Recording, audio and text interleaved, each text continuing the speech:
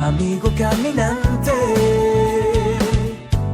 tu voz anuncia la verdad.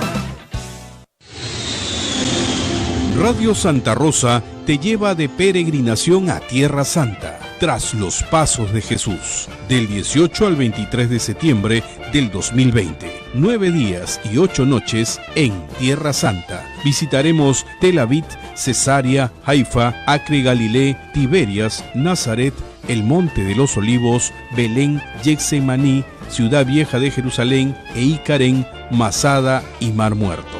Informes y reservaciones al 555-3878, anexo 101. WhatsApp 959-679-662. Quirón Camaná 158, Lima. Radio Santa Rosa te lleva a Tierra Santa. Inscríbete ya. Cupos limitados.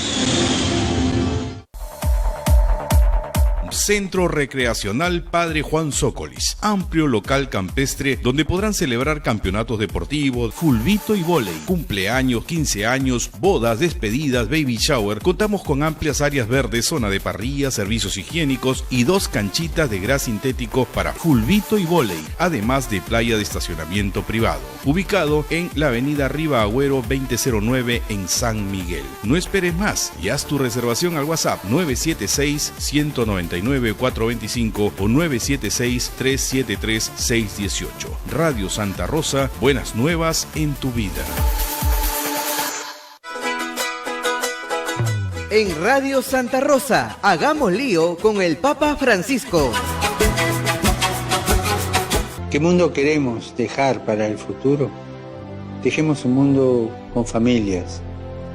Cuidemos las familias, porque son verdaderas escuelas del mañana, son espacios de libertad, son centros de humanidad. Y reservemos un lugar destacado en ellas para la oración personal y comunitaria. Recemos para que las familias, gracias a una vida de oración y a una vida de amor, se vuelvan cada vez más laboratorios de humanización. Gracias, Papa Francisco. Radio Santa Rosa. Buenas nuevas en tu vida.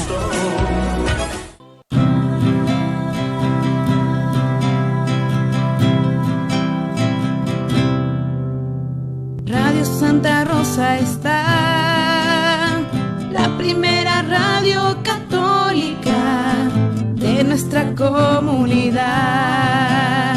Radio Santa Rosa, consuelo y paz. Radio Santa Rosa. Para el Perú y el mundo, Santa Rosa. Buenas nuevas en tu vida. Radio Santa Rosa, consuelo y paz. Radio Santa Rosa. La Sociedad Dominica de Medios de Comunicación, Sodomco, presenta A Pensar Más con Rosa María Palacios.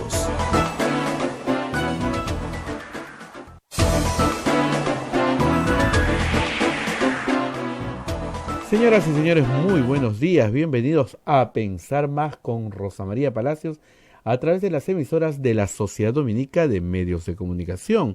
Lima nos escucha a través de Radio Santa Rosa, Chimbote nos escucha a través de Radio Santo Domingo, RSD. Arequipa nos está escuchando a través de Radio San Martín, Cusco Radio Veritas, Ucayali, Radio Cepagua, La Convención, Radio Quillabamba y Puerto Maldonado, Radio Madre de Dios.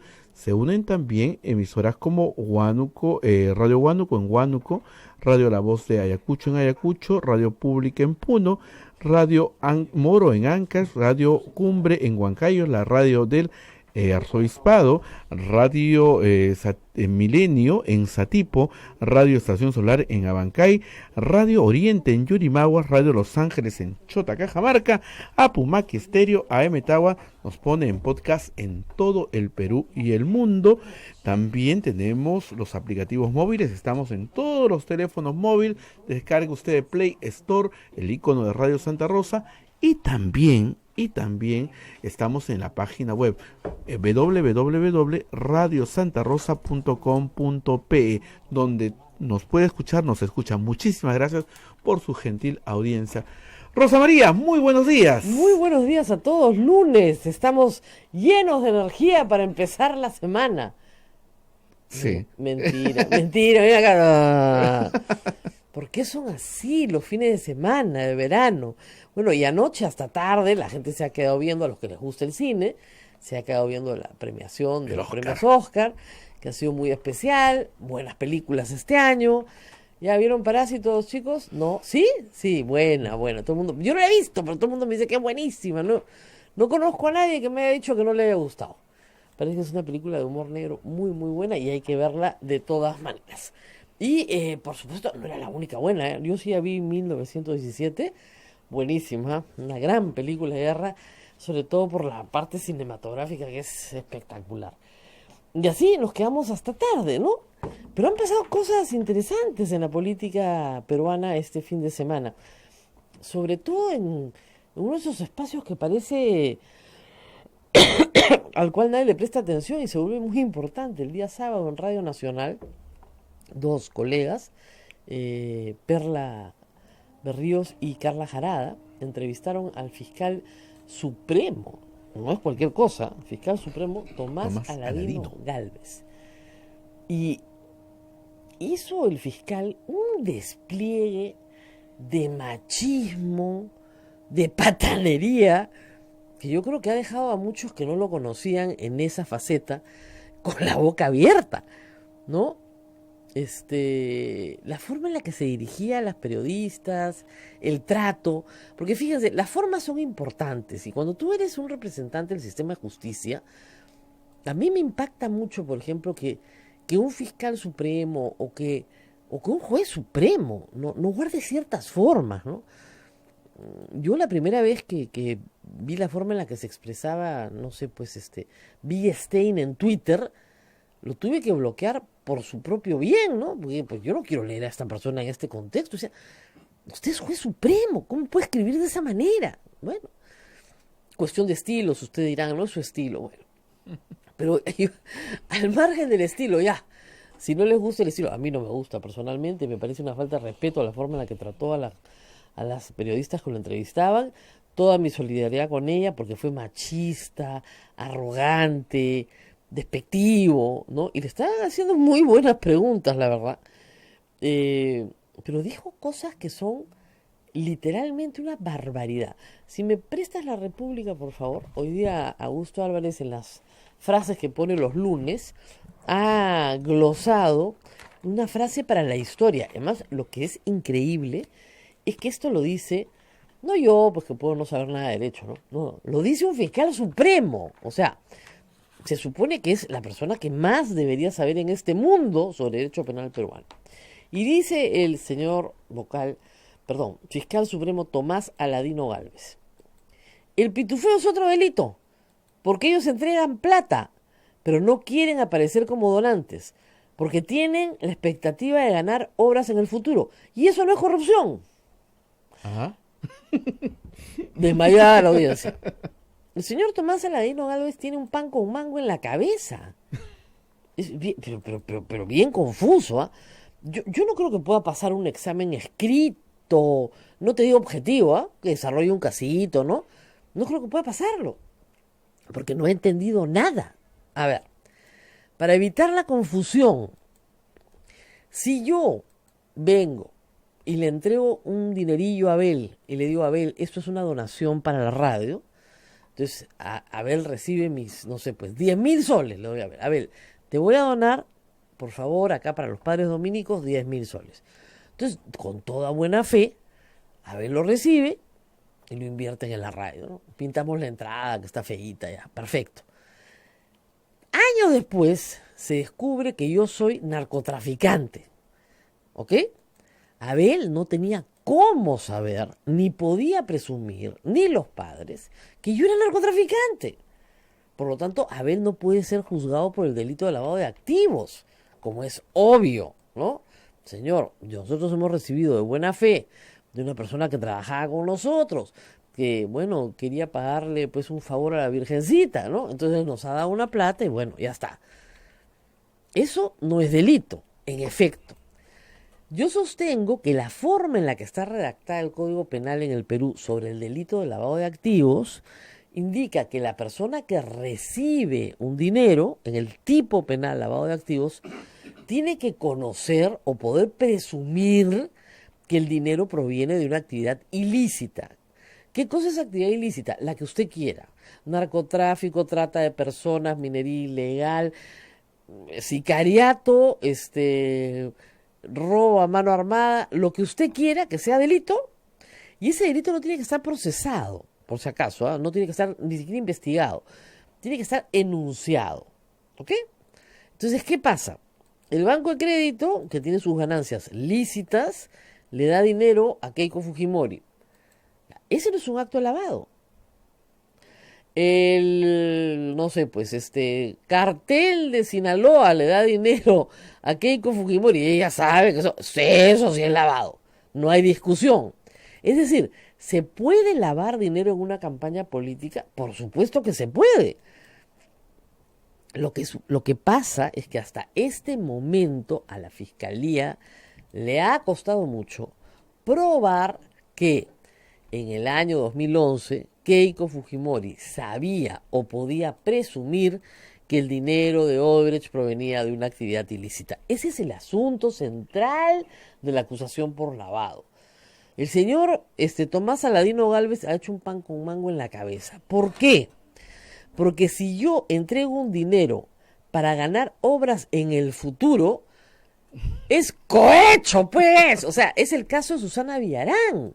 Es decir, ella recibe dinero para la campaña y luego firma un contrato favorable a los intereses de Odebrecht y de OAS que le dieron dinero en la campaña. Redondo, pues, el caso. ¿Cómo que obras a futuro no? Obras a futuro sí. No hay el delito, como decía algún iluminado periodista, de precoima. No. No es que el banco de crédito le da y ya eso constituye la precoima. Eso no es delito. Pero si yo te doy para que tú hagas en el futuro y el nexo causal está probado, por supuesto que hay delito. Es demás, y no solamente puede ser cohecho, puede ser también colusión. Yo, funcionario público, me coludo contigo, me pongo de acuerdo contigo, tenemos un pacto colusorio para que luego, cuando yo sea funcionario público, te favorezca. ¡Delito!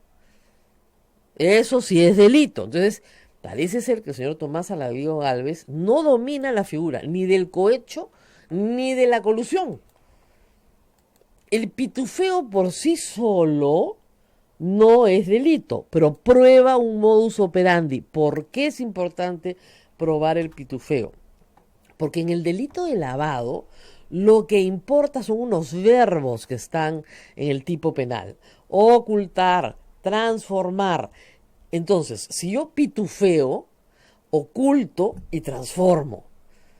Y esos verbos son muy importantes para la definición del tipo. No son los únicos verbos. También tengo que conocer o presumir que pueda conocer. El doctor Azabache ha desarrollado una teoría muy interesante que es la ceguera voluntaria. Es decir, mamita linda, si te dan 3 millones de dólares no es porque seas bonita, ¿no? Es porque te van a pedir algo después. ¿Ok? Pero aún en el caso de la ceguera voluntaria, tú tienes que probar en el delito de lavado que conocías o podías conocer. Y les digo, es muy difícil, lo he dicho hace 4 años, que la Fiscalía pueda probar que Odebrecht era una entidad que repartía dinero ilícito, procedente de ilícitos, a los candidatos en campaña. Y ahí la debilidad del caso de la Fiscalía. Ahora, hay otros delitos que pueden imputarse a otros actores que no necesariamente, ¿no es cierto?, son lavado. Lo que pasa es que el lavado es sexy, pues, porque tiene 15 como mínima y si eres funcionario público 20. Entonces es espectacular, pues todo lavado, todo el mundo. La organización criminal tiene 35 actualmente, ¿no? Eso antes tenía 15, pero digamos, para los delitos a partir de ahora tiene 35, hasta 35 la máxima, pero digamos que en la época en la que suceden los hechos hasta 15 también. Entonces, perfecto, pues. Y organización criminal puede constituirse para cualquier delito. Entonces, por ejemplo, fraude en una licitación. Yo y los otros postores nos coludimos para que el Estado pierda. Y armamos una organización criminal donde tenemos una estructura, ¿no es cierto? Ya, estos dos se ponen de acuerdo, nosotros montamos la farsa, nos hacemos que somos postores. Fraude en licitación pública tiene 3 años de pena, es baja.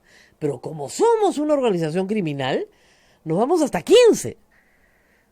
¿Se dan cuenta? Entonces, yo creo que Tomás Aladino Alves, miren, yo llevé penal mala, no crean que era una buena alumna, pero el código es bien fácil de leer, ¿ah?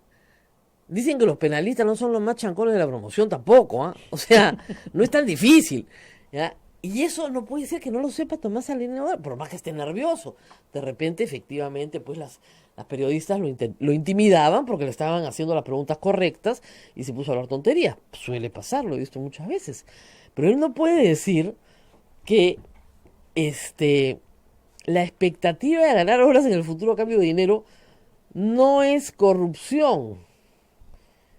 ¿Qué es entonces? ¿Un paseo de niños? Ay.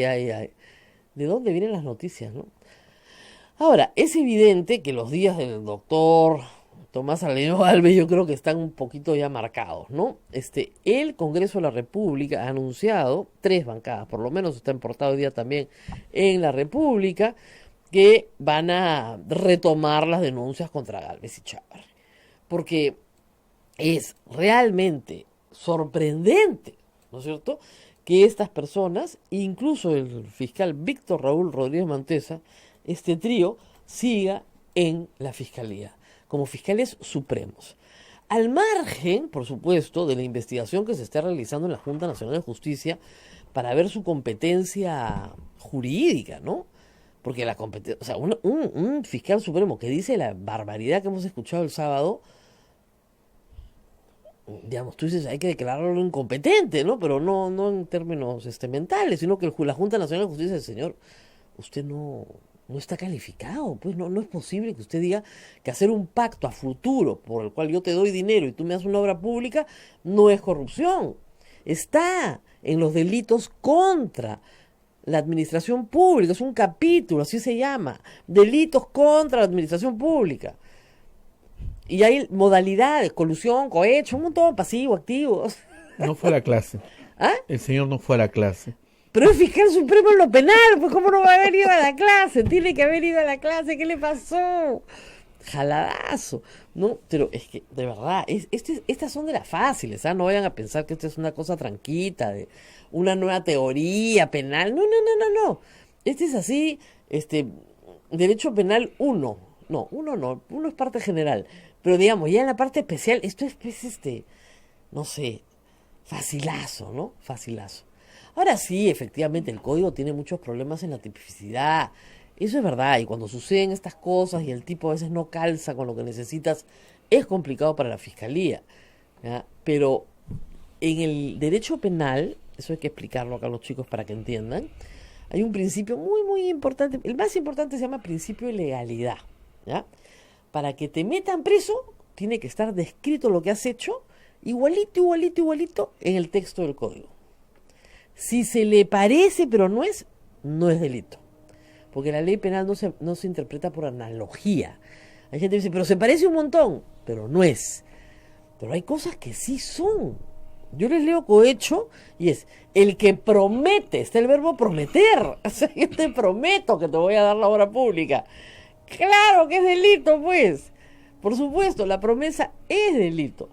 Entonces, si las palabras encajan en la conducta que estamos observando, encajan a la perfección, esa es una conducta, lo que se llama típica, ¿ya? La conducta que no encaja se llama atípica.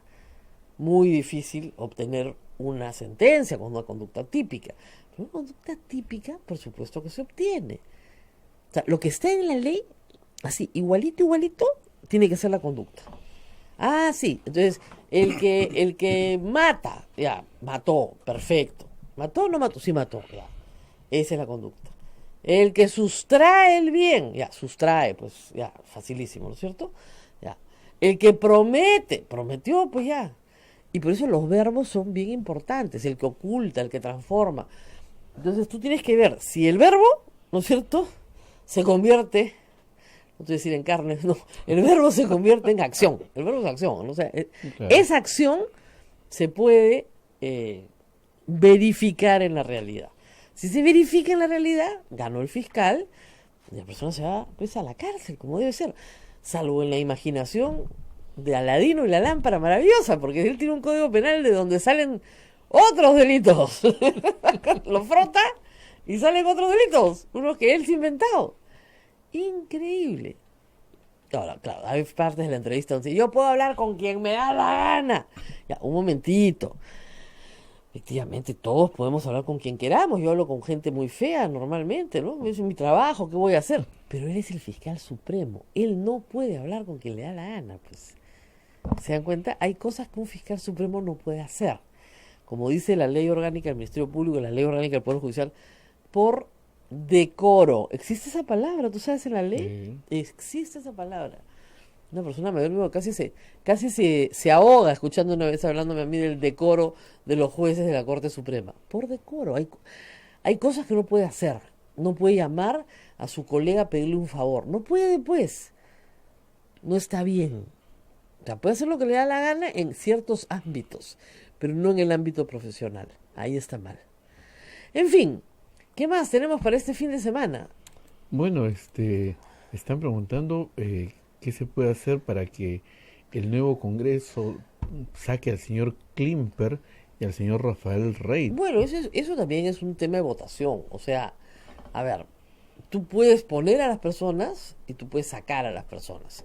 El Congreso, el Poder Ejecutivo, a ver, el BCR tiene 7 miembros, el directorio del BCR. El presidente y 3 de los miembros son propuestos por el Poder Ejecutivo. Y otros 3 miembros son propuestos por el Poder Legislativo.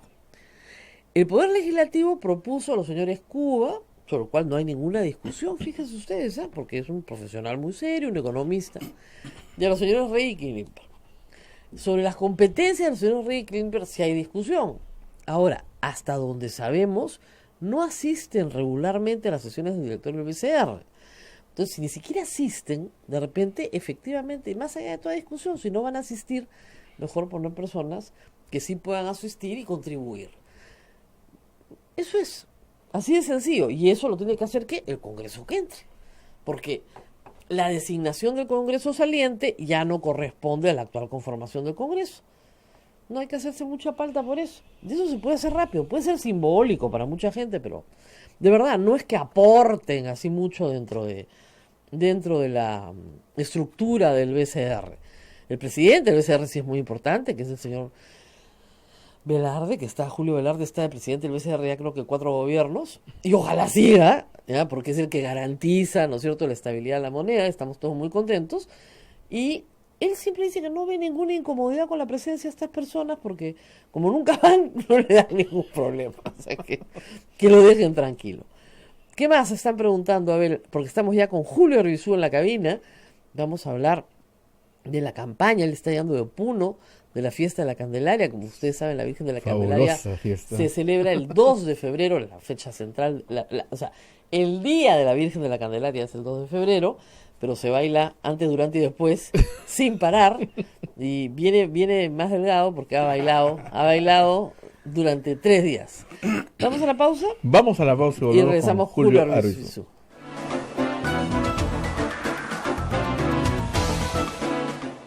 Sodomco, Sociedad Dominica de Medios de Comunicación. Somos la primera emisora católica del Perú. La primera en llevarte la mejor información, veraz y precisa, desde el mismo lugar de los hechos. Radio Santa Rosa, buenas nuevas en tu vida. ¿Quieres dejar de usar lentes? ¿Mejorar tu salud visual? Ven a Oculáser, la mejor clínica especializada en ojos. Oculáser cuenta con tecnología de vanguardia en cirugías de catarata, miopía, retina y trasplante, exámenes especializados, convenios con todas las EPS. Llámanos al 265-4833 o visítanos en nuestro Facebook y www.oculaserperú.com. Por verano, 500 soles de descuento en cualquiera de las técnicas de cirugía para eliminar la miopía. Oculáser, líderes en láser para la visión. Radio Santa Rosa te lleva de peregrinación a Tierra Santa, tras los pasos de Jesús, del 18 al 23 de septiembre del 2020. 9 días y 8 noches en Tierra Santa. Visitaremos Tel Aviv, Cesarea, Haifa, Acre Galilé, Tiberias, Nazaret, el Monte de los Olivos, Belén, Getsemaní, Ciudad Vieja de Jerusalén, Eicarén, Masada y Mar Muerto. Informes y reservaciones al 555-3878, anexo 101. WhatsApp 959-679-662. Quirón Camaná 158, Lima. Radio Santa Rosa te lleva a Tierra Santa. Inscríbete ya, cupos limitados. Santa Rosa, buenas nuevas en tu vida. Sodomco, Sociedad Dominica de Medios de Comunicación. Continuamos con A Pensar Más a través de las emisoras de la Sociedad Dominica de Medios de Comunicación. Rosa María ya está con el doctor Julio Arbizu. Bueno, sí, vamos a conversar un poco, no solo de la fiesta de la Candelaria, sino también, por supuesto, de la campaña que tantos sobresaltos ha tenido para Juntos por el Perú. Sobresaltos digo porque en un primer momento parecía que sí, llegaban al Congreso, hubo celebración, estaban acá en el local de Patria Roja, ¿no? Todos contentos, y luego, bueno, se fueron decantando las cifras. No se quedaron muy lejos, pero 4.8 al final, ¿no? 4.9. No, pero no pasaron la valla. Y eso es una derrota importante para la izquierda, porque mi pronóstico no fue errado. El 30% del país votó a la izquierda, pero con un voto fraccionado. Y los que han cosechado a la izquierda son los más radicales, que son el Partido Antauro, dejando las opciones más centristas en offside, fuera de la posibilidad de entrar al Congreso. ¿Cuál es la lectura que tienen ya ustedes pasadas 2 semanas? ¿Qué pasó acá? Sí, varias cosas, Rosa María, ¿no? Primero, habría que preguntarse si efectivamente... Primero, muchas gracias por la invitación. Volviendo después de unas vacaciones, o más bien, de una temporada, sí, de una temporada de descanso. Creo, no, habría que pensar si acaso el antaurismo y lo que representa Antauro Humala se puede asociar necesariamente a la izquierda, ¿no? Yo creo que eso es discutible en primer lugar. Claro, porque puede ser fascismo. Yo creo que es más un nacionalismo extremista, claro, ¿no? que una propuesta de izquierda. Pero bueno, más allá de esa discusión, creo que lo que ha pasado con Juntos por el Perú, luego haremos un análisis de toda la izquierda, pero con Juntos por el Perú empezó Juntos por el Perú empezó la campaña con 0.5% de intención de voto. Cuando a mí me invitaron a formar parte de la lista parlamentaria, de la lista al Congreso, teníamos 0.5% y hemos terminado en 5 prácticamente, ¿no? En 3 semanas, porque 3 semanas son las que la campaña efectivamente tuvo lugar como tal, ¿no? Entonces, siguiendo esa evaluación, yo no creo que haya sido necesariamente una derrota. Hay una serie de aprendizajes que hay que recoger de la campaña, por cierto, pero creo que lo que se ha ganado es importante en términos, por ejemplo, de alguna visibilidad de cuadros importantes de la izquierda, muy jóvenes. Esta era una lista joven, pese a que yo no soy necesariamente muy joven. Había una lista mayoritariamente juvenil, y creo que han emergido de ahí algunas figuras interesantes con discurso, con contundencia, con ganas de servir al país, que a mí me dejan muy tranquilo de cara al futuro de la izquierda en el país. Y creo que eso es fundamental, ¿no? Lo otro sí tiene que ver con un análisis que necesitamos hacer respecto de cuáles han sido las razones por las cuales no se alcanzó el 5% que se tenía como expectativa, es decir, pasar el 5% para tener una bancada en el Parlamento. Y por supuesto una conclusión, y esto sí es personal, es que se requiere en el país un bloque de izquierda unitario, monolítico, si se quiere, ojalá, pero que eso creo que nos puede conducir a mucha más expectativa, mucho mejores expectativas, ¿no? Así es, pero claro, algo falló. Verónica Mendoza, como usted sabe, Juan Carlos Tafur, que para esas cosas es malo, ¿no? Le he puesto una chapa horrible, dice que la Lourdes Flores de la izquierda, porque no hay forma de que tome una decisión correcta. Ahora está recorriendo el país, recogiendo firmas, o tratando de conseguir los 20.000 militantes que necesita para su inscripción, más que firmas, ¿no? Está tratando de conseguir militancia, pero es complicado, porque figuras importantes, ¿no?, que la habían acompañado en el Congreso y que han sido muy prestigiosas en su campaña, digamos, parlamentaria, como Marisa Glave, Indira Huilca, Tania Pariona, Richard Arce, que han venido mucho acá, le dijeron que no, que con Cerrón no. Y Cerrón también ha salido a decir, oiga, pero no pasar la valla tampoco, ¿no? Porque todos los del centro que han votado por mí, hay candidatos que tienen 30.000 votos, no han salido elegidos. ¿Cuántos votos preferenciales sacó usted? Casi 50.000. Claro, es verdad. Y hay gente que con 10.000 entra, pero no pasa el partido, pues. Entonces, puede ser muy popular y sacar una buena votación, pero tiene que pasar el partido primero, lo que yo le decía a todo el mundo, vota primero por el partido. ¿Qué futuro tiene la izquierda en este contexto? No, yo creo que mientras las demandas de la población, y esto lo he sentido yo muchísimo en campaña, sean las que la izquierda recoge como propuestas, hay, por supuesto, un futuro importante, interesante. Aquí el problema básicamente es de los cuadros y de la dirigencia y de los militantes que levantan una o más candidaturas. Claro, ¿no? Frente Amplio sacó lo mismo que tenía, menos, 10, lo mismo que tenía. Pero lo que parece que no pegó en esta campaña fue el discurso de cambiar la Constitución.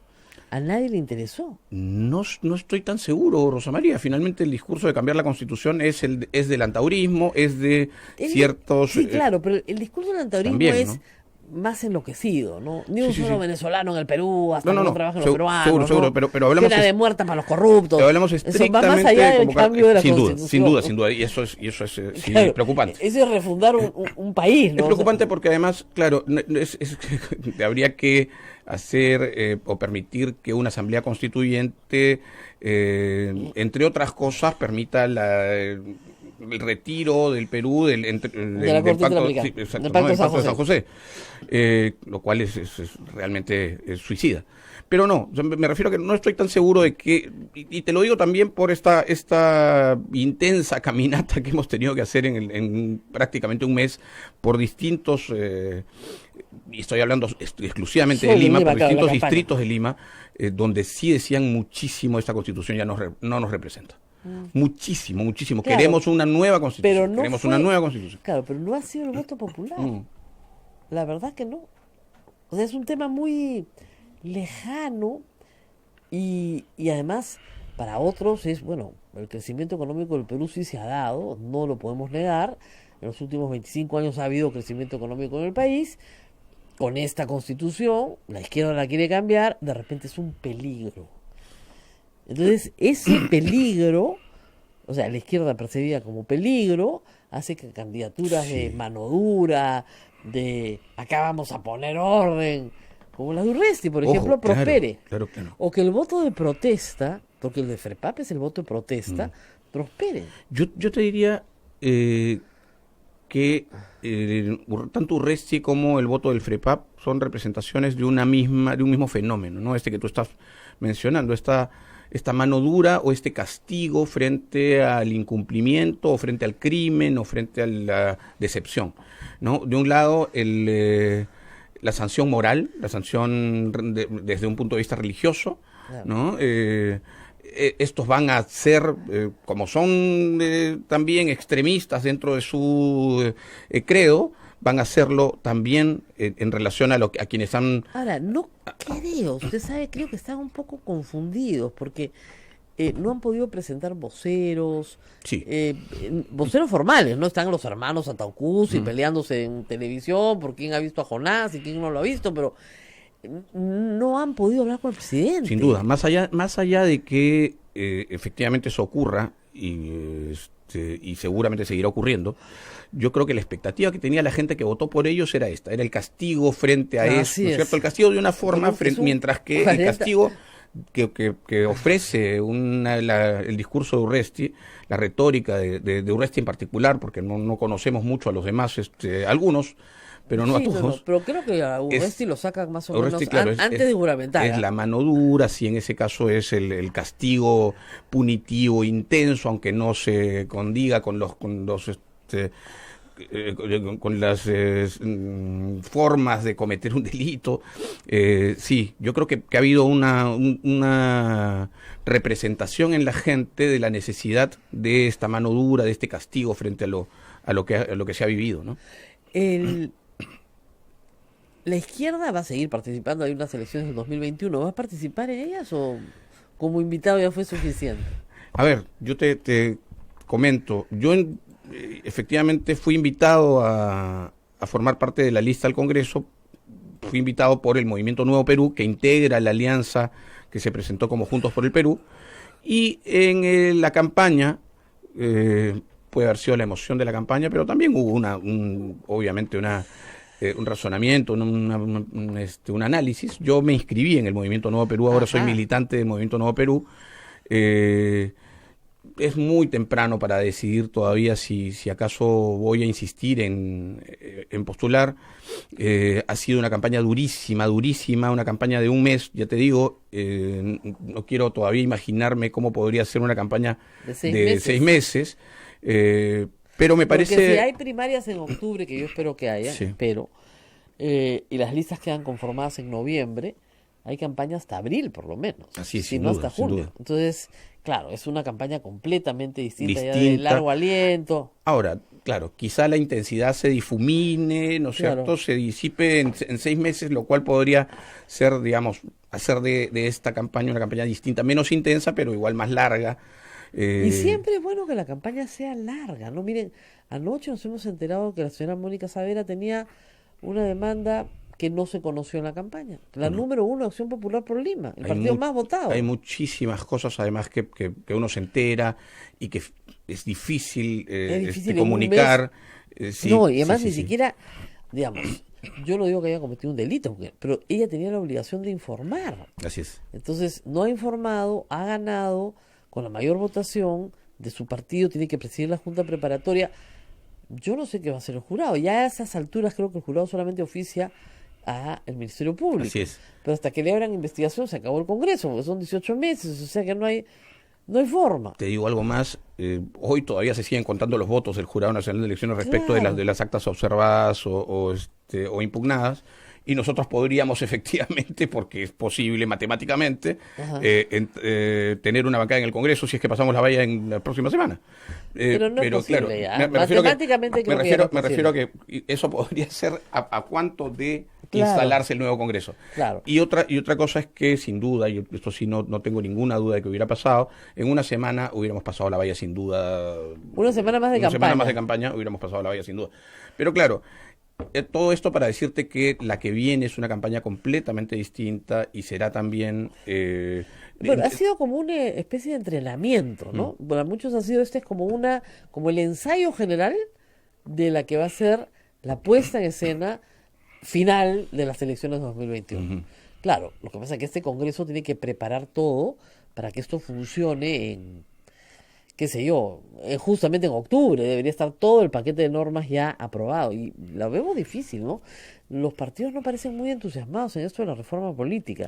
Bueno, pero tú te das cuenta... Todos dicen, sí, queremos la reforma política. Tú le preguntas qué es la reforma política, te dicen inmunidad parlamentaria, y eso no es la reforma política. Pues. Ir a las primarias es bien importante en octubre, y hay gente que no lo dice abiertamente porque cae mal, pero se opone radicalmente a unas primarias universales. que cambiaría completamente la lógica de los partidos políticos. Absolutamente, ¿no? Y efectivamente hay una serie de medidas dentro de la reforma política que los partidos en campaña no se han ocupado de mostrar cuál es su posición respecto de ellas. Claro, ¿no? porque además entran de nuevo los 24. De nuevo, todos han pasado, o sea, da lo mismo. Así es. Y si la alianza se quiere mantener para las elecciones del 2021, se mantiene para las elecciones del 2021. Así es. Va a haber un plazo, por supuesto, para hacer otras alianzas, ¿no? Pero con el triunfo de Frente Amplio yo no creo que tengan ningún interés en aliarse con Nuevo Perú o con el Partido Humanista. Y por otro lado, también tenemos que el señor Cerrón, pues, sí tiene un bolsón de votos, pero divide. O sea, no suma, sino resta. Entonces, es un problema de matemática política, Claro, ¿no? el asunto tiene que ser, Rosa María, como yo lo veo, un asunto programático que integre a la mayor cantidad de ciudadanos y ciudadanas del país que quieran unirse a una... Claro. Ahora, el voto del sur, que era de Verónica Mendoza, se ha ido todito para UPP, para Antauro Humala. Todo el voto del sur, que era fuerte, así como el norte fuerte para Alianza para el Progreso, el sur era de Verónica Mendoza y lo era desde la época en que postuló contra Pedro Pablo Kuczynski en 2016. Ese voto se fue completito con Antauro. Efectivamente, hay una... Sí, pues hay una... con candidatos... no escondiendo, o sea, han ganado en su mayoría candidatos antauristas. Hay 3 congresistas. Habría que ver, ¿no? Yo vengo de Puno, por ejemplo, y ahí han ganado 2 escaños de los 5 personas que han postulado con UPP. Claro. Y esto tiene que ver también con, por ejemplo, que en esa lista había gente que había dejado a Dubiri, por ejemplo, ¿no? ¿Había dejado? A Dubiri. Entonces, no nos olvidemos de ciertos bolsones importantes, regionales. No, pero digamos, ¿cierto? el de Tacna, el de Junín y el de Huancavelica son personas que fueron, que cumplieron condena, 8 años de condena en Castro por el Andahuaylazo. Sí. Y han logrado el voto popular. Y algunos, sí, efectivamente. 3. Sí. 3 de la lista son exconvictos. Sí. Ahí bueno, es parte del análisis que hacíamos inicialmente sobre qué representa efectivamente el andaurismo, ¿no? Pero quienes no tienen esa expectativa, digamos, y quienes quieren para el país lo que se ofreció desde Juntos por el Perú y ofrecemos desde el Movimiento Nuevo Perú, creo que se puede hacer un movimiento de izquierda importante. Esta campaña que se ha iniciado, yo no he podido estar porque estaba de viaje, pero que se ha iniciado con esta semana en Huaycán, apunta más que a una inscripción del partido, a una aglomeración de fuerzas y de intenciones ciudadanas para hacer un movimiento mucho más grande y mucho más potente. Claro, ¿no? Lo otro es que hay un grupo de personas que ha votado por izquierda siempre y que se fue con el Partido Morado. Para no volver, dicen. Yo creo que ahí hay una confusión. Sería muy largo hablar de esto, Rosa María, de cómo es que el discurso hegemónico de los medios ha instalado como lugar común algunas cosas que más bien parecen, ¿no?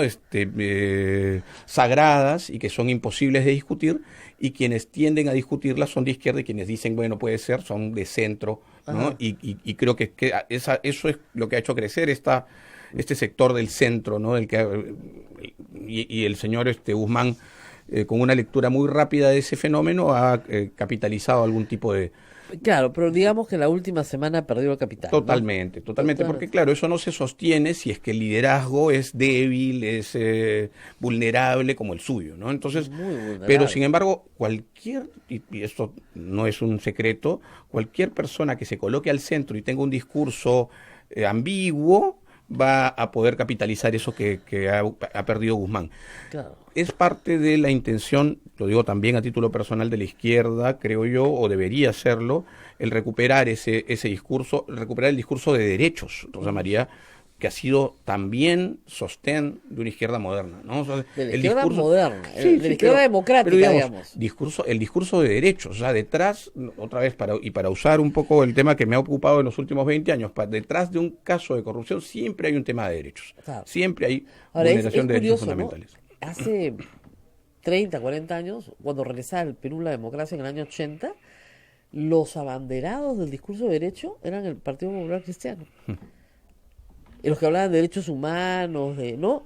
Los que habían hecho la lista de derechos en la Constitución del 79, eran el Partido Popular Cristiano, los que decían desde el cristianismo llegamos, ¿no es cierto?, al concepto de persona, al concepto de... La izquierda no, la izquierda estaba en la lucha armada, estaba en otra cosa. Luego se democratiza y el discurso de derechos lo asume y el Partido Popular Cristiano lo pierde y lo pierde para siempre, ¿no? Es que claro, hablemos de qué derechos también, ¿no? O sea, Todo, tú sabes, claro, hay una división entre derechos económicos, sociales y culturales y derechos civiles y políticos, ¿no es cierto? Claro. Que es producto además de la Guerra Fría y ya tú sabes para dónde fueron unos y otros. Claro, los derechos políticos y efectivamente algún sector de los derechos económicos han sido controlados, han sido expectativas siempre de los militantes de determinados partidos políticos en este país, ¿no? Bueno, pero libertad de expresión, derecho a reunión, sin duda que son derechos políticos, ¿no es libertad de cierto? asociación, que son fundamentales. Sin duda. Y yo diría que siguiendo el derrotero de la historia del PPC, el derecho de propiedad, en fin. Claro, pero estamos hablando también de derechos colectivos, de derechos económicos, sociales y culturales, ¿no?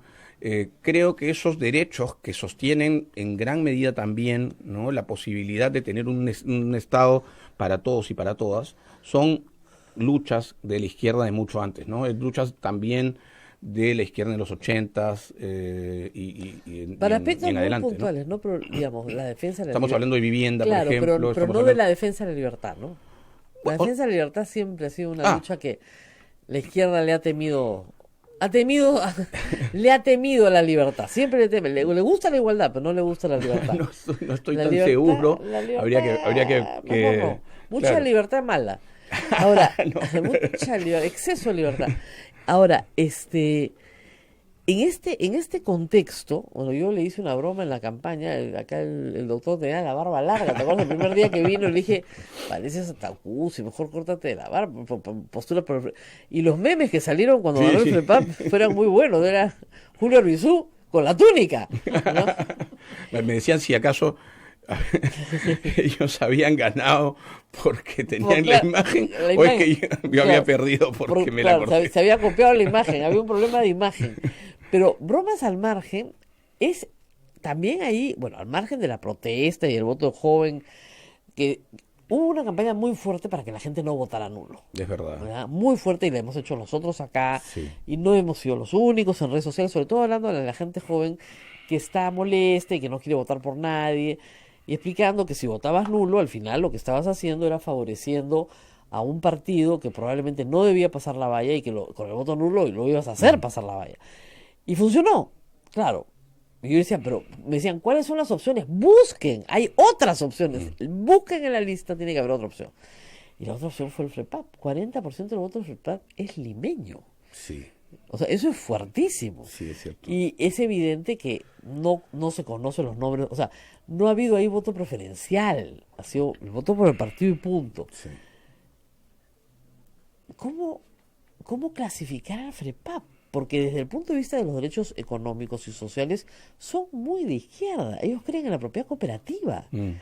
No creen en la propiedad privada. O sea, particular me refiero. Aun cuando ahora se denuncian unos a otros de que ya tienen propiedades particulares, pero ellos creen en la propiedad colectiva, en granjas colectivas, nada más estalinista que eso, pero en eso creen. Entonces, claro, en cuanto a derechos, obviamente están a favor de la libertad de culto, si no, no podrían ejercer el suyo, pero ¿dónde está en el universo FREPAP? ¿A la izquierda o a la derecha? No, es muy difícil, creo yo. He escuchado diversos intentos de antropólogos, ¿no? Cientistas sociales, de clasificarlos políticamente, y creo que todos han fracasado. Sin embargo, me parece que Pérez Guadalupe, que es un amigo además, que es muy hábil y que conoce muy de cerca, ha estudiado estos movimientos ocultos distintos, sostiene lo siguiente, ¿no? Y me parece que es bueno repetirlo. Mientras el FREPAP o cualquier movimiento religioso ingrese a la política y sepa separar lo que es el culto del ejercicio político, pues bien, o sea, no hay problema. No habrá ningún problema, ¿no? Pero si es que eso es trasladado al ámbito de lo, pues, si es que las creencias, los dogmas son trasladados al ámbito de la política, vamos a tener una nueva forma de hacer política, digamos, pero muy similar a la de algunos representantes del Congreso disuelto, claro, que felizmente ya no entraron. Y estamos hablando básicamente, por ejemplo, de Solidaridad Nacional y de algún sector, claro, o casi todo el fujimorismo. Grupo de ¿no? pastores evangélicos que tomaron por asalto el Congreso, y tomaron la agenda del Congreso por asalto, pero claro, el asunto es que, reitero, en lo que respecta a derechos económicos, pueden ser catalogados como personas de izquierda, pero en lo que respecta a derechos de la persona, son sumamente conservadores. Sí, sumamente conservadores. Entonces, no sabes dónde ponerlos en el espectro. Exacto. Bien Ojalá pudiese haber, no lo hay, yo creo que es muy complicado encontrar políticos absolutamente, digamos, monolíticos en su forma de pensar. El Perú, lamentablemente, en el Perú tenemos un sector liberal que es muy liberal en lo económico, claro, y es muy conservador, extremadamente conservador en lo social, ¿no es cierto? Tiene un problema bien complicado, no se da cuenta que es lo mismo, pero no pueden, ¿eh? Sí, pues les cuesta horrores. Es muy complejo. O sea, ¿no? Para algunas cosas son liberalísimos y para otras son lo más conservador que hay. Así es. Y en la mezcolanza creen que Fujimori nos va a salvar. Bueno, y esperemos pues que pase. Vamos a hacer una pausa y rezamos porque vamos a sacar de la campaña a nuestro invitado, porque nuestro invitado es penalista. Y siempre es bueno tener un penalista amigo, ¿eh? O sea, no se olvide, señora que me escucha, en el Perú un penalista a mano es bueno. Y el problema con el derecho penal en estos meses y años, sobre todo en los últimos meses, es que parece ser una ciencia muy confusa, incluso para un fiscal supremo, ¿no? Entonces, es difícil para el común de la gente entender cosas. No te olvides, Rosa María, que Tomás Aladino Gálvez Villegas es uno de los primeros y uno de los poquísimos que ha escrito sobre el delito de lavado de activos. Es increíble. Tiene tratados sobre lavado de activos. Alguna vez lo tuvimos en el Ministerio de Justicia cuando yo era procurador, dando charlas, encabezando una mesa de discusión sobre lavado de activos, y me parece alucinante que diga una barbaridad como la que ha dicho, ¿ya? Porque, o sea, digamos, no es que no existe el delito, para ustedes no existe, no, sí existe, pero es difícil, puede probar, tal como lo tenemos redactado en el Perú. Y está redactado de esa forma por alguna razón. Entonces, vamos a conversar de eso, de las dificultades de entender el derecho penal. Yo me canso a veces en el Twitter leyendo cosas como, entonces, pues, ¿por qué no están presos? No es tan fácil, ¿no? Y la semana pasada también tuvimos una noticia que fue muy perturbadora para el equipo Lavallato, porque Odebrecht decide solicitar, todavía no se le ha concedido, solicitar un arbitraje ante el CIADI reclamando $1.200 millones por los daños causados a la empresa por la resolución del contrato del gasoducto. Y digo, ha solicitado porque todavía no se le ha otorgado, ¿ya? Y claro, al toque salieron todos los oportunistas a decir, ven, les dijimos, estos fiscales, este procurador, vendidos, vendepatrias, ¿no? Les paga Odebrecht, cosas por el estilo. Así que vamos a hablar de eso después de la pausa. El derecho penal no es tan complicado, solamente que hay que explicarlo un poquito para las personas que están interesadas. Volvemos.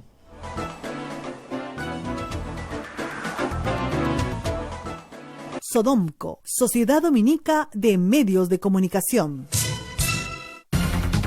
Somos la primera emisora católica del Perú. La primera en llevarte la mejor información, veraz y precisa, desde el mismo lugar de los hechos. Radio Santa Rosa, buenas nuevas en tu vida. ¿Quieres dejar de usar lentes? ¿Mejorar tu salud visual? Ven a Oculáser, la mejor clínica especializada en ojos. Oculáser cuenta con tecnología de vanguardia en cirugías de catarata, miopía, retina y trasplante, exámenes especializados, convenios con todas las EPS. Llámanos al 265-4833 o visítanos en nuestro Facebook y www.oculaserperú.com. Por verano, 500 soles de descuento en cualquiera de las técnicas de cirugía para eliminar la miopía. Oculáser, líderes en láser para la visión. Santa Rosa, buenas nuevas en tu vida. Sodomco, Sociedad Dominica de Medios de Comunicación.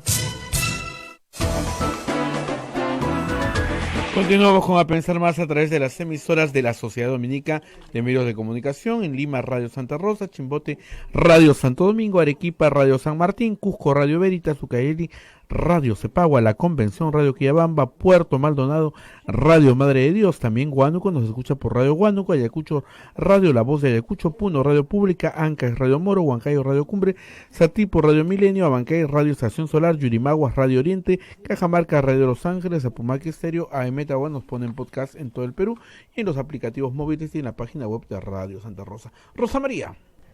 Bueno, vamos a hablar un poco de derecho penal, porque el doctor tiene que regresar a chambear. Ya estoy. ya estoy disfrazado. Ya no tiene hernia, el último día de campaña no pudo venir porque le dio una hernia por caminar horrible. tanto. Lo mandaron a la cama. Pero ya no tiene hernia, ya no hay campaña, hay que regresar al mundo del derecho penal. Ya estamos. Y el tema del gasoducto ha sido un tema, 2 días de confusión, insultos, toda la portátil antifiscales estaba eufórica. O sea, ahora sí, hemos demostrado que hay que votarlos, ¿no? Estos fiscales supremos, Chávarri el primero, no, yo les dije que me mostraran el convenio y no quisieron. La otra cosa que es genial es que un montón de gente dice que el convenio es secreto. El convenio ya se publicó. Yo ni siquiera les contesto a los que dicen eso en Twitter, lo bloqueo nomás. Si la jueza lo ha aprobado, está publicado. Antes de eso era efectivamente reservado. Antes era secreto, ahora ya no, es una sentencia. Ese convenio es una sentencia, es público. Ya. Y tenemos ahora que todo está todo mal. ¿Cuál puede ser? Yo creo que puede ser un gran triunfo para la Fiscalía esta situación. Que Odebrecht sola se ha puesto, por tratar, ¿no?, de lobo un pelo, sacar algo, se ha puesto una soga al cuello de la cual no va a poder salir tan fácilmente, porque está tratando, ¿no es cierto?, de que lo incorporen al proceso como investigado. Así es. Y ahí hay mucho que contar, ¿no? Muchísimo que contar. Que contar.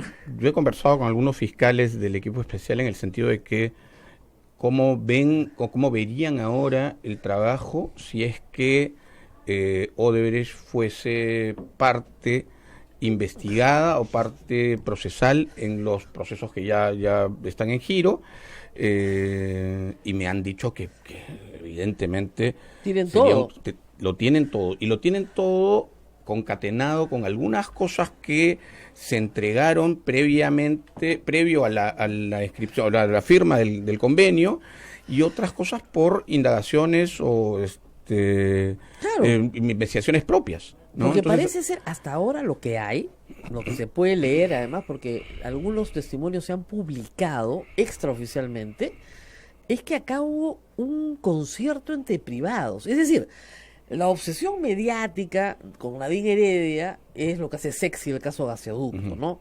Nadine Heredia, su casa, claro. Si hay un pacto entre privados, ya no es sexy porque Nadine Heredia no sería la protagonista del caso, ¿no? Más bien sale el caso porque no tiene nada que ver en el asunto, o tiene poco que ver. Tiene algo, pero poco que ver. En todo caso, no delictivo. Pero el caso se consolida contra los postores, contra todos los postores, no solo contra Odebrecht, sino los que integran el consorcio con ellos. Graña Montero no tiene problema porque tiene un convenio, y ya lo dijo el fiscal Vela, tenemos la información que nos ha dado Graña Montero. Enagas sí tendría un problema, porque está reclamando al CIADI 480 millones de dólares, pero Odebrecht no. Pero los otros postores, los del consorcio perdedor, digamos, los que no perdedor, por supuesto, también, porque según su representante, acusado de haber recibido dinero de Odebrecht, también dice que todos sabían que habían montado una farsa. Eso es lo que dice en su declaración. Entonces, se trata de un pacto colusorio entre privados. Ese delito no existe porque la colusión es entre funcionarios públicos, pero sí existe el delito del 241, que es fraude en concurso público, que tiene una pena muy baja, pero al hacerse en organización criminal, claro, eso podría elevar la pena o la expectativa de pena hasta 35 años. Lo que pasa es que no es sexy, porque claro, ya no tienes a Nadine Heredia, ya no tienes lavado de activos, habría que ver, Rosa María, si es pero que, funciona. Claro, ahora, habría que ver, yo no conozco, digamos, a fondo cuál es la teoría del caso del Ministerio Público en relación a la existencia o no de responsabilidad penal de funcionarios de Proinversión, por ejemplo. ¿Recibieron o no recibieron dinero? ¿Sabían o no sabían? Yo creo que ese es el tema que va a tener que dilucidarse prontamente para saber si hay... Claro, porque si se mete, si hay colusión y los otros son cómplices. Exacto, ¿no es cierto? Entonces, ¿hay o no participación de funcionarios de Proinversión? Eso todavía está por verse y creo que eso es lo más importante que va a tener que dilucidar en este caso el Ministerio Público. Si hay participación, hay delitos, por cierto, graves de corrupción. Hay también la declaración, lo puse en mi columna de ayer, de la ex ministra de Energía y Minas, Rosa María Ortiz, señalando que las empresas generadoras de electricidad no querían el proyecto. Y es evidente que no les conviene porque abaratas el gas. Y al abaratar el gas, ellos lo tienen que vender más barato. Entonces, no conviene. Y que todo este montaje para que el proyecto se caiga viene de ahí. Lo cual hace que este caso sea un megacaso mucho más grande que perseguir a Nadine Heredia porque le dijo al ministro, oye, pon el hombro o qué sé yo. Donde están involucradas distintas empresas muy grandes, transnacionales muy grandes. Muy grandes, o sea, estamos hablando de un asunto sin embargo, claro, lo que se está... O sea, la denuncia de Odebrecht ha gatillado una investigación que puede tomar otro camino. Así es. Sí, sin duda alguna. Y con un gran triunfo para la Fiscalía. Yo creo que sí. En cualquier caso, la Fiscalía tiene ya avanzadas investigaciones en función, o sea, la responsabilidad de funcionarios públicos, lo cual supone delito de colusión u otros delitos contra la administración pública o delitos de corrupción privada que pueden terminar siendo también, ¿no es cierto?, modalidades delictivas. Los delitos de corrupción privada tienen penas mucho más bajas. Sí. Lamentable, el Código Penal eso nunca lo arregló. Entonces los delitos de corrupción privada son... Hay a partir del gobierno Kuczynski, efectivamente, hay nuevos delitos de corrupción privada, pero no aplican porque no se puede aplicar con retroactividad. Pero sí lo que hay sobre el pasado, claro, fraude en licitación pública tiene 3 años de pena. Así es. Ya estaría prescrito, lo cual es fatal, pero no organización criminal. Así es. Complicado. Ahora, se puede perseguir a alguien por un delito prescrito, pero no o sea, lo que pasa es que habría que ver si hay una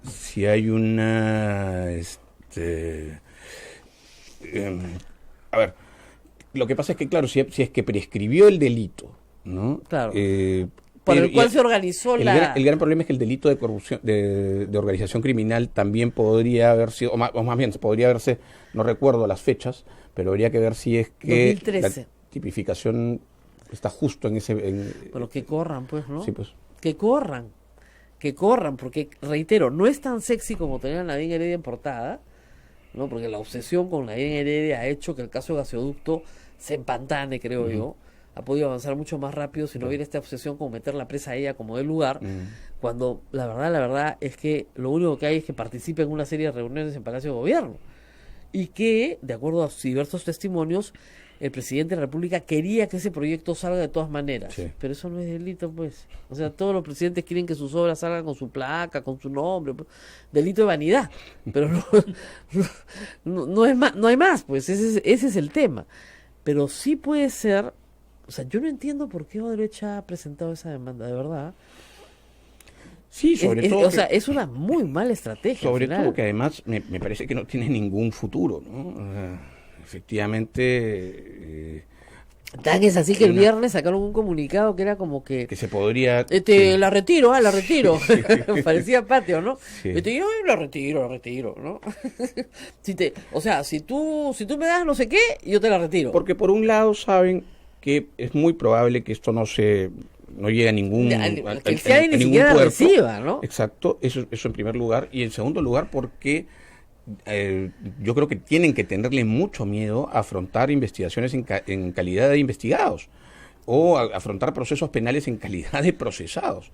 Y no solamente estamos hablando de la empresa, sino estamos hablando de sus principales funcionarios. O sea, sentar nuevamente aquí al señor, que está aparentemente libre y caminando libre por las calles de Curitiba y eventualmente por algunas otras ciudades de Brasil, al señor Barata y a los demás ex miembros o todavía miembros de la empresa, y sentarlos acá en el banquillo de los acusados en Perú, yo creo que no les va a gustar definitivamente nada. Y van a decir, tenemos un convenio, no, perdón. Sufrir el convenio es por otros 4 por casos. Supuesto. Ustedes en este caso, ustedes en este caso no quieren ayudar. Bueno, muchas gracias. Claro. Resulta que tenemos todo el material probatorio para acusarlos de varios delitos. O vienen o son necesariamente juzgados. Claro, lo que pasa es que ahí sí, hay que decirlo, Odebrecht se ha cuidado muchísimo.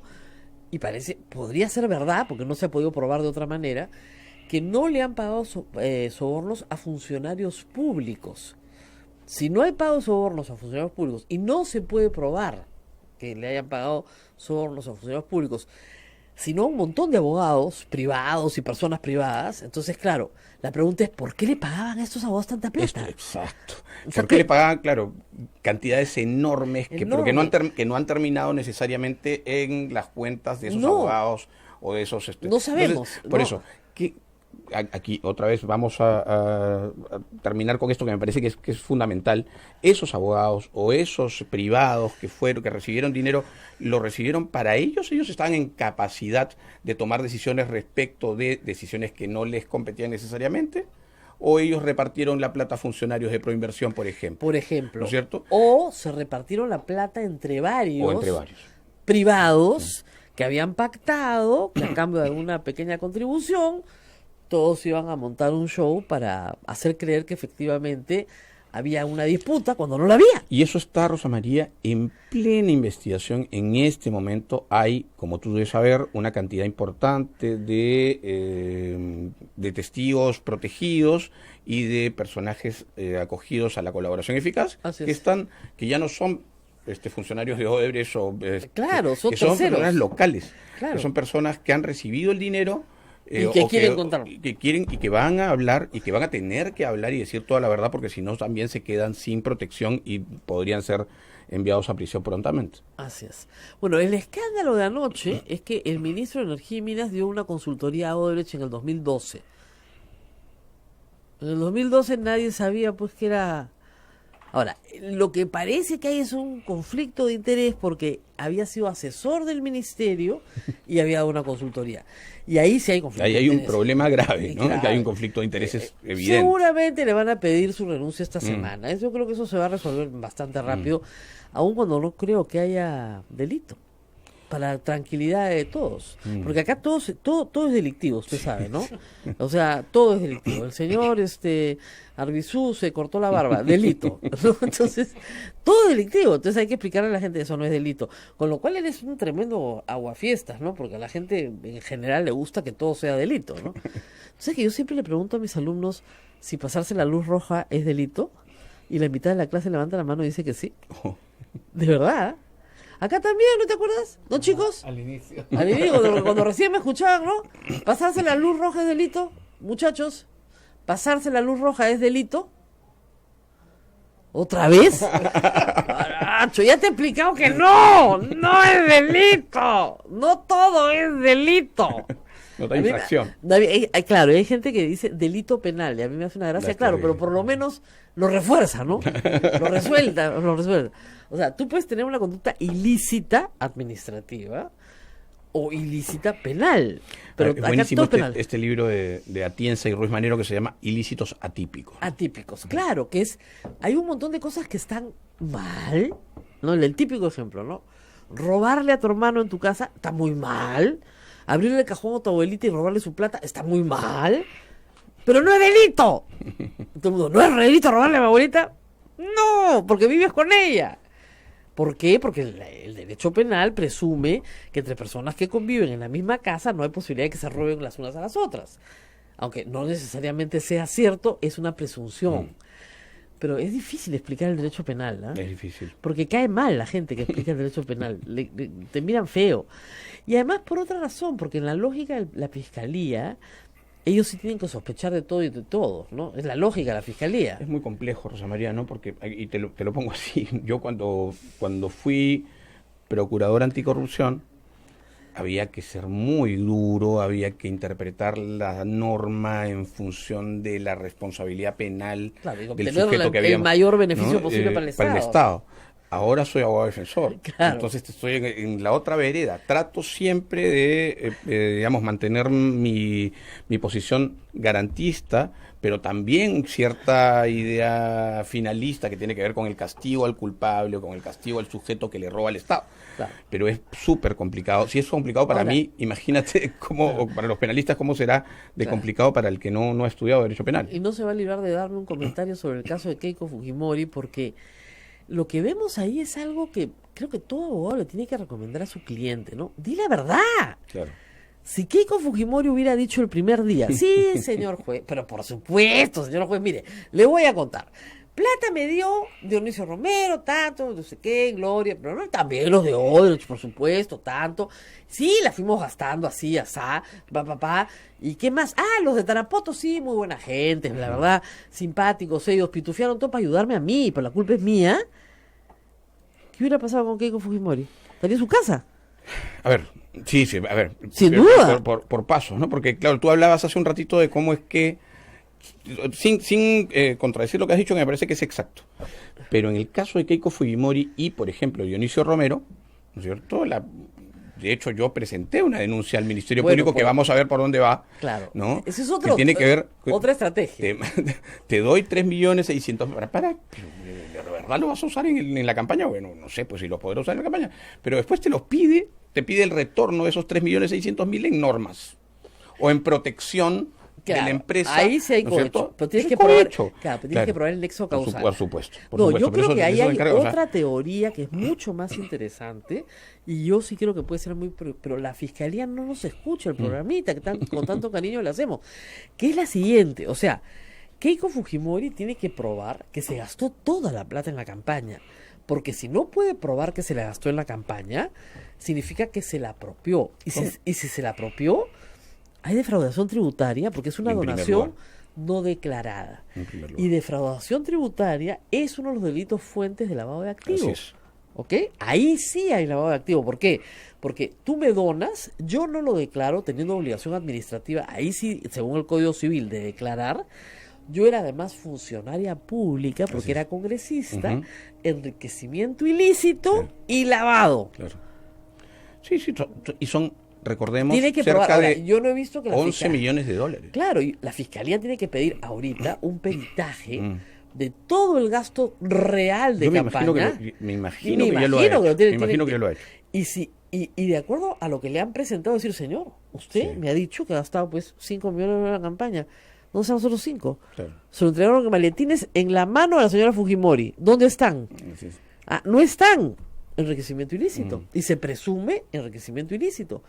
Entonces, con eso, más se examina la vida patrimonial familiar de la pareja, etcétera, etcétera, tú llegas a la conclusión de que se han apropiado de una cantidad de fondos sobre los cuales no han declarado impuestos y tenían que declararlos, porque esta no es una donación al partido, ¿no? Te la apropias y ahí se hay lavado.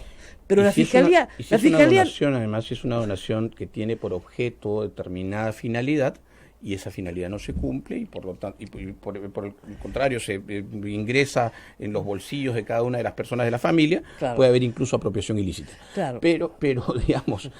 Pero ahí tendría que demandar la persona... Sin duda, pero yo creo que eso no va a pasar. ¿Sabes por qué no va a pasar? Porque ese dinero se entregó, creo yo, ¿no es cierto?, en favor de que Keiko Fujimori como presidenta favoreciera ciertos intereses privados, o que lo que ocurrió, la bancada de Keiko Fujimori hiciera lo posible por favorecer a esos privados. Ahora, y eso ha ocurrido. Claro, pero tiene que probarse el nexo causal entre una cosa y la otra. Entonces, eso es complicado.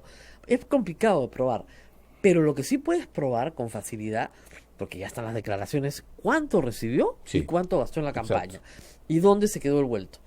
El vuelto te lo quedaste tú. Bingo. Y ya te olvidas de probar que Odebrecht, ya no necesitas a Odebrecht. Claro. Y es otra historia. Lo que necesitas solamente es probar cuánto se recibió, cuánto se gastó y dónde se quedó el vuelto. Lavado de activos. Ahora, no veo que la Fiscalía vaya por ese camino, ¿no? Porque tendría que cambiar toda la hipótesis de la investigación. Sí.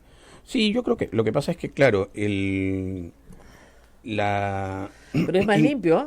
Pero la incorporación de Odebrecht en esta trama es absolutamente necesaria. No, recordemos cómo empieza. Pero de verdad que ya no lo necesitas.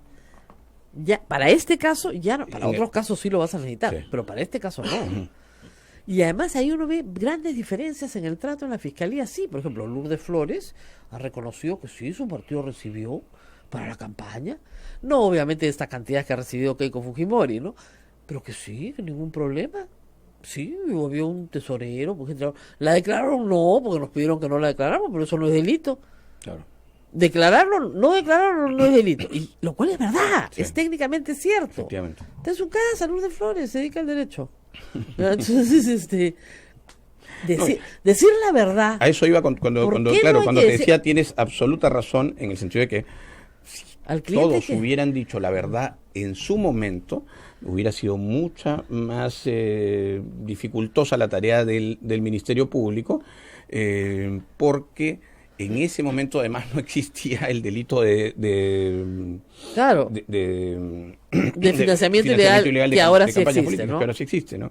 Entonces, dices la verdad, dices, sí señor, en efecto, hemos recibido. Ah, sí, ¿cuánto ha recibido? No se imagina. A ver, tome asiento y tome nota. Claro. De memoria más o menos le digo. Dionisio Romero, tanto, el otro tanto. ¿Y cómo les hablo? En maletines, en mi casa, bien contenta yo. Claro. ¿Y qué hacía usted? Nada, le repartía a todos para que paguen el meeting, pues, ¿no? Se acababa, o sea, no estaría presa. Eso es lo más increíble de todo. Porque el tema central de la prisión preventiva en el caso de Keiko Fujimori es obstrucción a la justicia. Sí. Y lamentablemente se lo han probado una y otra vez. Absolutamente. Una y otra vez. Claro, dos veces en el último tiempo, claro, ¿no? O sea, de manera distinta, digo. No, pero ya tienes a Salaverry, a Camayo, a nuevos testimonios, ¿no? Jorge Yoshiyama, más los otros, el de Arreate y Tarapoto. Entonces, son testimonios muy contundentes de qué fue lo que pasó. Ahora, a mí sí me pone como que a pensar, ¿no? La Suprema dijo 18 meses, ¿no? Sí. Se la saca, la vuelven a meter, porque entonces dice, nulo todo lo actuado. Ah, perfecto, dice la Fiscalía, nulo todo lo actuado. Muy bien, volvemos a empezar. De cero. De cero es de cero. Oiga, pero yo estuve presa 13 meses. No, cero. 15 meses. Entonces, en vez de tener 18, tiene 28. Sí. Hay algo que no es muy justo en este conteo, ¿no? Sí. Desde una posición, digamos, garantista. Desde una posición garantista, sí, sin duda. Yo creo que habría que revisar eso, porque efectivamente la suma es 28 meses y no se ha solicitado 28 meses, ¿no es cierto? Eso no es la pretensión del Ministerio Público para, ojo, que esto no es una condena final y una condena anticipada, ¿no es cierto? Entonces es simplemente un resguardo para que el proceso se lleve a cabo en términos, digamos, naturales o fluidos, ¿no? Quiere decir, ese mensaje supone que el Ministerio Público requiere de 28 meses para investigar y acusar a la señora Fujimori. No, yo no creo. Debería. Yo creo que ya tiene. Ahora sí hay que decir una cosa, los plazos del proceso penal en el Perú, en crimen organizado, ¿no? También son de locura, ¿no? 3 años para investigación preliminar, 3 años para investigación preparatoria.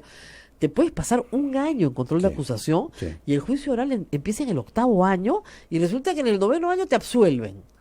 Y por ahí te comiste 36 meses de preventiva. Entonces, discúlpenme, ¿qué clase de justicia es esa? Yo ahora que digamos, formo parte tengo un estudio de abogados con Ronald Gamarra y tenemos casos y tenemos que ir a litigar.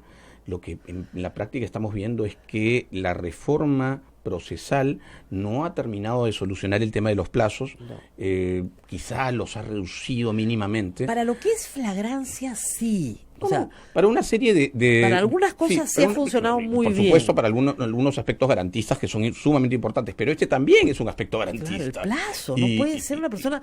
Y además, para usted, para mí, que somos abogados, estar 8 años en un proceso nos parece normal. Por eso hablaba en términos básicamente de los plazos y creo que no ha sido... Y tiene que ver, creo yo, pero al resto de los seres humanos los aterra. Con una confusión de los roles.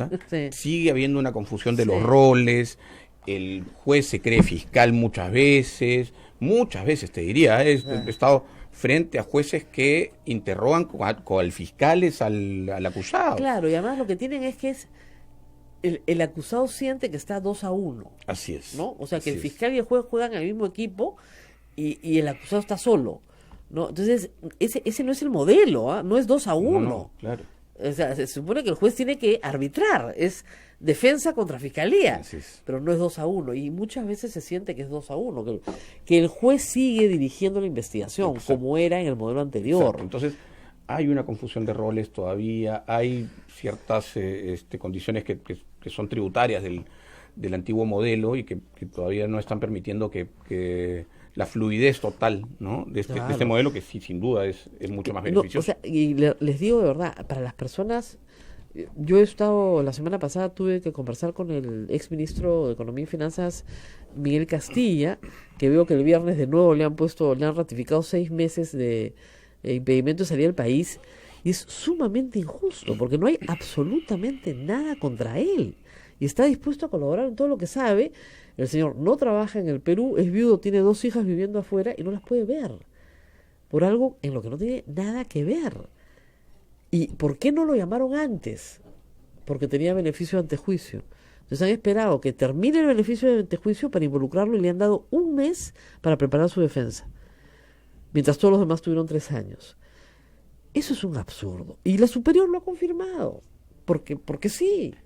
Es un disparate completo. Y contra el gasoducto, contra él, hay un testigo que dice, que lo escuchó decir, que él niega, que el presidente había dicho que en este proyecto había que meter el hombro.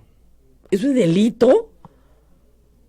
Eso no es delito, pues. Entonces, el problema, como siempre decían, ¿no? Una cosa es justicia y otra cosa son ajusticiamientos. Hay que tener mucho cuidado con este tipo de cosas, pero mucho cuidado. ¿Algo más? Sí, hay preguntas. Pregunta para el doctor. Preguntas para el doctor. Se está cuestionando la presencia de el procurador ad hoc Jorge Ramírez.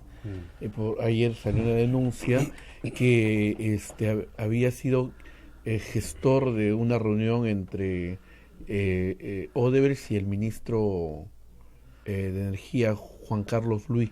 Depende para qué es la reunión, pues si es para cobrarle al Estado peruano. Era para pagarle al Estado peruano. Con la intención de recuperar la concesión del gasoducto. No, con la intención de recuperar la plata. O sea, el procurador tiene que ir ¿a qué? A recuperar toda la plata que pueda para el Estado peruano. Él está a cargo de las reparaciones civiles. Entonces dice, nosotros estamos dispuestos a pagar. Yo tengo el mejor concepto, además, de Jorge Ramírez. Me parece un buen abogado, un buen procurador. Ha hecho todos los esfuerzos por cobrar la plata, efectivamente, que es la labor fundamental de la Procuraduría. No conozco de los detalles de esa reunión, habría que revisarlo, pero efectivamente... Conversar no es pactar, ¿no? Y por otro lado, es un procurador que ha estado realmente acosado por su colega procurador Amado Enco, que lo denuncia penalmente por sacar adelante el acuerdo de colaboración con Odebrecht. O sea, eso es el colmo. O sea, los enemigos del acuerdo de colaboración han estado dentro y fuera del Estado, y son muchos. ¿Ya? Y estas personas, los fiscales, el procurador, han estado bajo fuego. Entonces ahora de nuevo lo quieren perjudicar. ¿Quién está interesado en que se cambie el procurador? ¿Quién creen que puede estar interesado en que se cambie si el procurador está cobrando? O sea, tú tienes a alguien que viene a cobrarte plata. Y tú dices, qué pesado, viene todos los meses a cobrar, ¿no? ¿Quién sería el interesado en que no te cobren? Al que le cobran o al que le van a cobrar. Exactamente, pues. Ese es el problema, ¿no? Ese es el problema. Hemos visto cómo en el Parlamento anterior, ¿no es cierto?, se resistieron a la firma del acuerdo. Querían acuerdo una ley. Jenny Vilcatoma presentó un proyecto de ley para evitar que se firme. Pegaba de alaridos con Víctor Andrés García Belaúnde. Porque Rosa María, sabían y saben que hay muchos de estos personajes que ahora están sueltos, sin inmunidad, que tenían o que serán seguramente... como digo yo, la verdad los entierra. Así que mejor que los sepa la verdad. En algún momento los va a alcanzar. Los va a alcanzar. ¿Qué más? El señor Altaus es del Consejo de la Junta Nacional de Justicia. Ajá. Preguntan si está bien. A ver, pregunta. Discúlpenme, chicos, pero ¿para qué sirve un consejo consultivo? Tic-tac, tic-tac, tic-tac, tic-tac. ¿No saben para qué sirve? ¿Saben por qué no saben para qué sirve? porque no sirve para nada. Entonces no sé de qué cosas se preocupan. Es uno entre 25 de un consejo consultivo al cual le preguntas, oiga, ¿a usted qué le parece tal tema? Ah, bueno, nos parece muy interesante, ¿no? Eso es todo. Puede ser, Rosa María, pero a mí sí me preocupa muchísimo la falta ética del señor Altaus. Esa es otra cosa, pero digamos, esta cosa... Absurdo, sí, claro. Oye, ¿quién se ha preocupado de los consejos consultivos alguna vez en la vida? Pero es... Si van a preocuparse de los consejos consultivos, revisen todos los consejos consultivos que hay en el Estado, que además son ad honorem, no se cobra nada, nadie te paga. Ahora, claro, el señor fiscal tiene todo el derecho a estar molesto, sin duda, porque lo han insultado y le han dicho que han recibido plata de... No lo ha dicho, pero casi lo ha dejado de decir, ¿no? Entonces, por supuesto, tiene todo el derecho. Ojo que, claro, no lo hace cualquier persona, lo hace finalmente alguien que forma parte de un consejo consultivo de la Junta Nacional de Justicia. ¿Qué no sirve para nada? ¿No es cierto? Sí, que no va a tener... Claro. Que no tiene ningún pero es... O sea, poder, escúcheme, 0 dividido entre 0 es el poder del consejo consultivo. ¿Verdad? De verdad, uno nombra un consejo consultivo ¿para qué? Para decorar un poquito, para hacer que la institución se vea más bonita, más plural. Es un elemento decorativo. Los elementos decorativos son bonitos, ¿eh? O sea, yo no discuto. Yo creo que hay en el ejercicio mismo de la opinión del señor Altaus una falta ética, pero de quien lo nombró, quienes lo nombraron, sabiendo la posición del señor Altaus, porque esto no es... ¿Por qué lo nombraron? Reciente, ¿no? O sea, la oposición del señor Altaus al sistema, ¿no? Al subsistema y en especial al equipo especial, es pública y notoria. ¿Quién nombró a este señor como miembro del Consejo Consultivo del Jurado? Alguien que tiene una posición pública y notoria adversa y no lo quiere decir. Eso es. ¿Va a generar algún daño o algún problema? No, ninguno. 0, zip. Next. Hoy día se ve el caso del señor Castañeda. Ese caso es importante, por supuesto, y el de José Luna, que la semana pasada se lustró hasta los zapatos para ir a Palacio de Gobierno, bien peinadito apareció, ¿no? Y a Urresti no lo dejaron hablar. El partido es mío, le dijeron. Y otra vez aquí es importante hacer la distinción entre los aportes de campaña que no tuvieron necesariamente como correlato la ejecución de obras públicas. Y en este caso, que es gemelo, claro, este caso es gemelo con el de Susana Villarán, gemelo, que es, yo te recibo plata para mi campaña y luego yo te organizo, ¿no es cierto?, tu obra pública de la talla que tú quieres, del tamaño que tú quieres, ¿cómo te gusta? Más grande, más chiquito, con bypass, sin bypass. Entonces, está probado que el señor Castañeda, porque es público y notorio, modificó el proyecto de Línea Amarilla para hacer el bypass de Garcilaso, que no sirve para nada, y le quitó a Lima un espacio público de recreación. Eso está probado, no está probado, es público. Entonces, ¿de qué estamos discutiendo? Lo que es interesante es que la Fiscalía señala que la organización criminal se está reintegrando. Y esto es después de las elecciones. Lo que el mensaje es, si Podemos con Luna está logrando 10 congresistas, ¿no es cierto?, es para apoyar, ¿no es cierto?, las fechorías de su líder. Entonces, nosotros tenemos que pedir prisión preventiva, que es el mismo caso de Keiko Fujimori. Entonces, está muy bien. Y yo estoy segura que el juez les va a dar prisión preventiva a Luna, a él y a todos sus secuaces completos. ¿Qué es lo que merecen, francamente? O sea, Susana Villarán está desde mayo del año pasado en prisión. Estamos en febrero y el señor pasa Castañeda piola. Además ha sido, y recordémoslo, un experto en eludir la acción de la justicia. Por eso, desde hace mucho tiempo, ¿no? No es de ahora. Claro, ya es hora. Ya es hora, pues, ¿no? Nos vamos. Sí, solamente, doctor, postula el 2021. Ya me ha dicho que lo va a pensar. Vamos a ver, todavía es pronto, pero... Sí. Acá es la pregunta. Mira, si ustedes lo ven que se deja crecer la barba, sospechen. No, se va con los muchachos, con los hermanos del Frepap. Pero que lo haría muy bien, ¿eh? Pucha, necesitan un líder. Ya tiene la pinta, ahora falta el liderazgo. Bueno, muy bien, nos tenemos que ir, ahora sí es tardísimo. Gracias a Julio Arbizú por estar con nosotros. No, gracias a ustedes siempre. Nos vamos y no se olviden de colaborar con esta humilde radio a través de PayPal, en www.radiosantarosa.com.pe, donde también nos están escuchando muchos de los que viven fuera. Gracias, hasta Nos pronto. vemos, hasta mañana.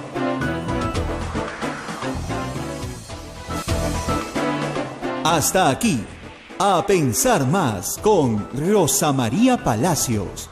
Este programa fue producido por la Sociedad Dominica de Medios de Comunicación, Sodomco.